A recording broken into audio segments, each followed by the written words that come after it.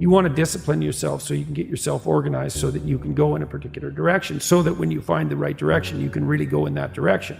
And that does require an apprenticeship of sorts. And it might not matter in some sense exactly what the apprenticeship is, as long as it is rigorous, right? And so that's sort of a bridge between moral relativism and moral absolutism. There's lots of games you can play. It's not that obvious a priori which is the best game. So that's kind of a morally relative stance. There's multiple playable games. But then the absolute is, but you have to play one of them. You have to learn to play one of them. You have to become an expert at least one of them. And then that's not a relative proposition. And I believe that's true. That seems to me to be the case. So you want to commit to something. And then when you commit to something, you require yourself to bring all of your disparate components moving in a single direction, united in a single direction. So it's a unifying act.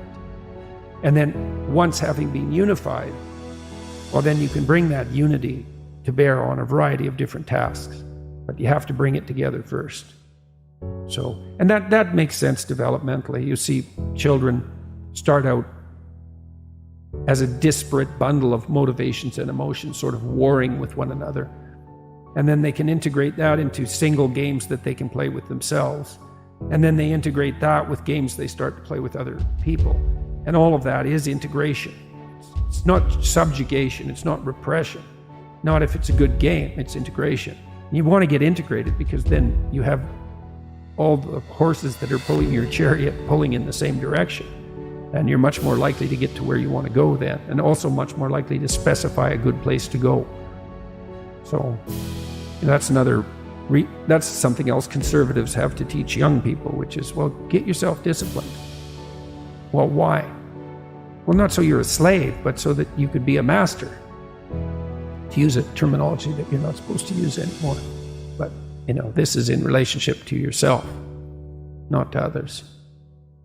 So, yeah, and to begin with, you have to accept an external master because you just don't have the wisdom to do that for yourself, or the ability, or the opportunity often. Everybody knows this.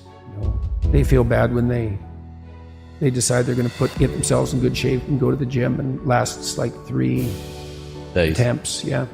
And then no one's happy about the fact that they quit, and they berate themselves for it. And we know that we need to go through a disciplinary process, and we need to subjugate ourselves to a disciplinary process.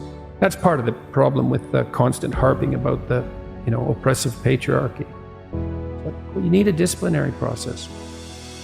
So, well, that's just oppression and slavery. It's like, no, it's not. No more than a game is.